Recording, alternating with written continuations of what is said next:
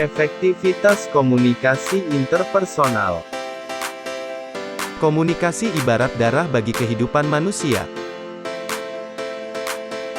Mungkinkah manusia hidup tanpa darah?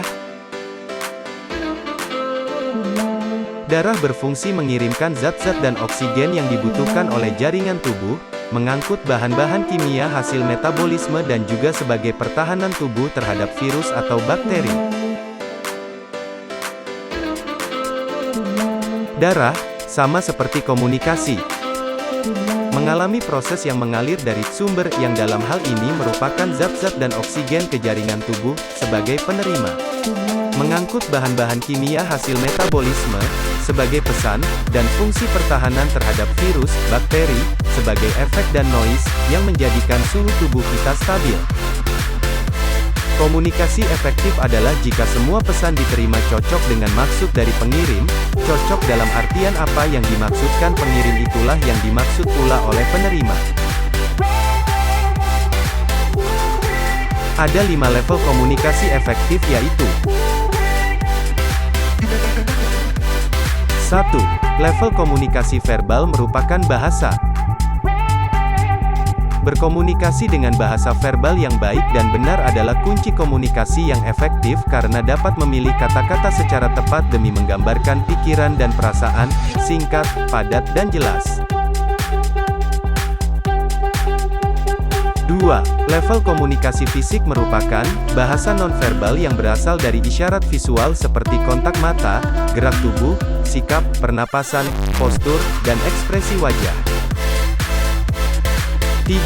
Level komunikasi audio adalah komunikasi yang menggunakan suara untuk berkomunikasi secara efektif, misalnya volume suara, nada, irama, kecepatan, dan daya jangkauan suara. 4. Level komunikasi emosional adalah komunikasi yang berdasarkan pada emosi. Hindari berkomunikasi secara emosional karena itu adalah komunikasi yang tidak efektif.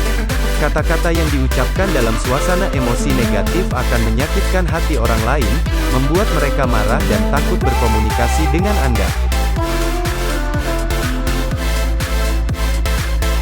5. Level komunikasi energis merupakan komunikasi yang berkaitan dengan suasana psikologis seperti kekuatan kepribadian, wibawa, kewenangan, kekuasaan, bahkan kekuatan gaib.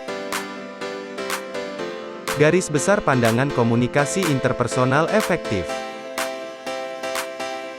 Komunikasi interpersonal efektif ialah ketika pendengar mengerti makna yang orang lain katakan dan dapat mengekspresikan makna itu kembali kepada pengirim pesan.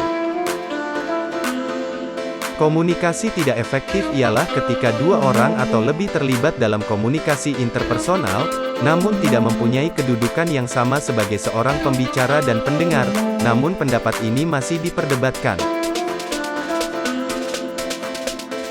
Ada beberapa hambatan komunikasi efektif yaitu 1. Hambatan proses, 2. Hambatan fisik, 3. Hambatan semantik, dan yang terakhir 4. Hambatan psikologis. Ada juga beberapa aspek-aspek hambatan komunikasi efektif yaitu 1. Ketulusan. Empati, kemampuan menempatkan diri ke dalam orang lain. 2. Persepsi diri, bagaimana kita melihat diri kita. 3. Peran persepsi, bagaimana setiap orang mengetahui peran masing-masing. Contoh, memilih informasi mana yang diberikan atau ditutupi, kapan, di mana, atau kepada dan dengan siapa. 4. Upaya untuk mendistorsi pesan, menyelewengkan pesan, dan yang terakhir kelima, yaitu images, bagaimana citra pengirim dari penerima. Sekian dari video saya kali ini, tolong like dan subscribe jika kalian suka. Terima kasih, sampai jumpa di video selanjutnya.